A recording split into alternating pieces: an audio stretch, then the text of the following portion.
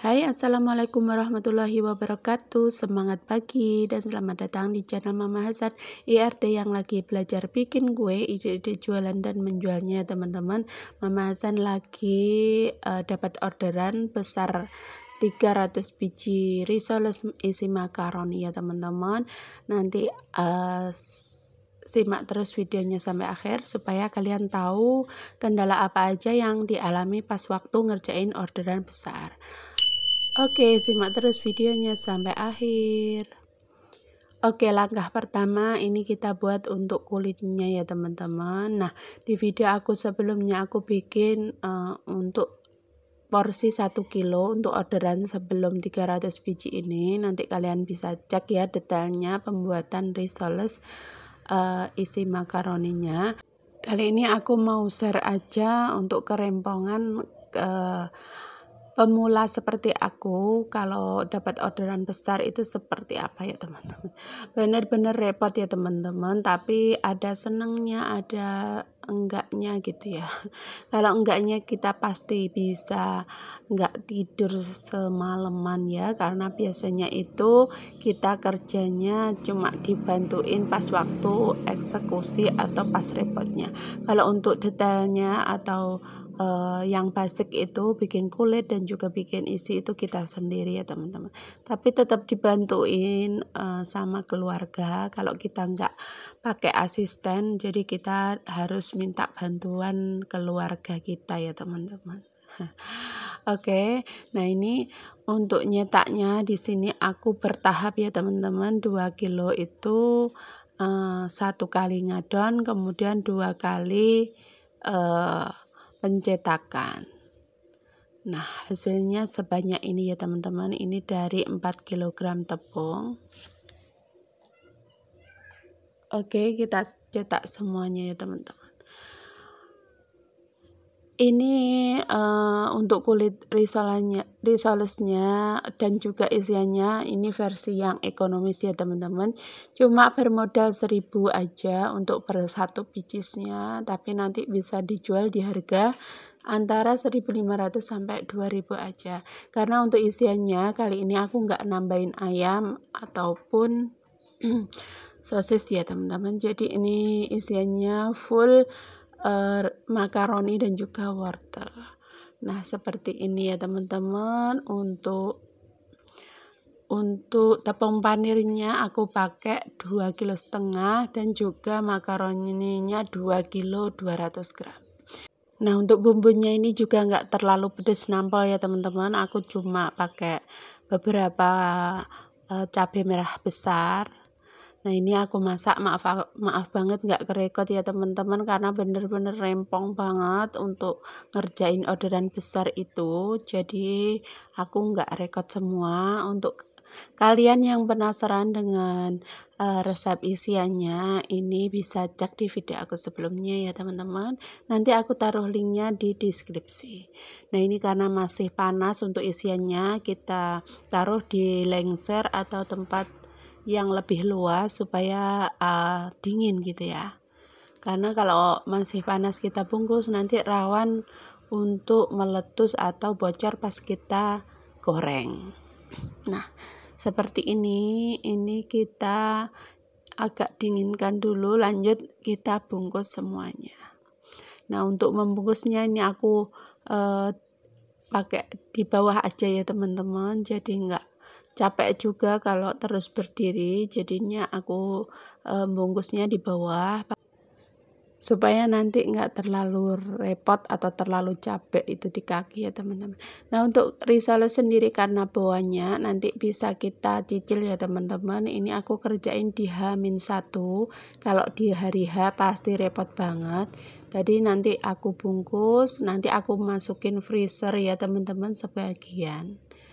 Nah, ini kita lihat ya teman-teman, untuk isiannya itu cuma makaroni dan wortel, nggak ada ayam dan sosis karena ini orderannya untuk versi ekonomis. Nah, untuk versi yang lebih premium lagi nanti kalian bisa sesuaikan, tambahin telur, ayam ataupun sosis atau apapun sesuai permintaan konsumen gitu ya. Nah ini kita bungkus. Untuk kulitnya ini lentur banget ya teman-teman, nggak mudah sobek meskipun versi ekonomis. Ini untuk kulit risoles yang seperti ini aku berulang kali sudah share ya teman-teman, berbagai macam isian, nanti kalian bisa cek di video aku sebelumnya. Nah ini kita bungkus semuanya sampai habis ya. Nah setelah selesai ini aku panirin sebagian ya teman-teman. Oh ya, ini untuk 100 biji yang terakhir, maksudnya untuk 200 biji yang sudah aku panirin ini sudah aku masukkan freezer ya teman-teman, karena takutnya kalau kelamaan di luar nanti bakalan kurang fresh atau enggak nanti takutnya cepet basi gitu ya. Nah seperti ini, manirinnya juga banyak supaya lebih cepat aja. Nah repotnya kalau dapat orderan seperti ini ya teman-teman, itu pasti yang pertama kita harus siap lembur, yang kedua biasanya kalau ngerjain orderan yang banyak itu pastikan kerepotan, jadi harus kita pakaiin bahan yang berkualitas. Nah ini sisa untuk panirnya seperti ini, kalau ada yang menggumpal ini bisa kita ayak seperti ini ya teman-teman, karena kalau menggumpal masih kita pakai nanti pasti bakalan kurang bagus. Nah dari 300 biji ini yang pecah cuma sekitar 9 ya teman-teman, sedikit itu termasuk, tapi ini bisa kita atasi dengan cara bagian yang pecah kita kasih adonan pencelup tepung panir tadi, kemudian kita panaskan di atas teflon.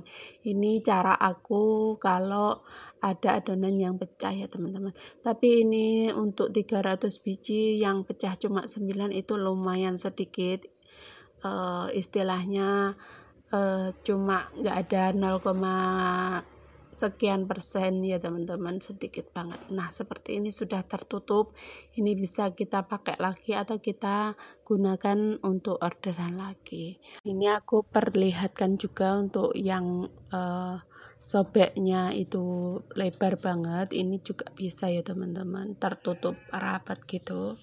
Ini cukup dengan adonan tepung, kemudian kita panaskan di atas teflon.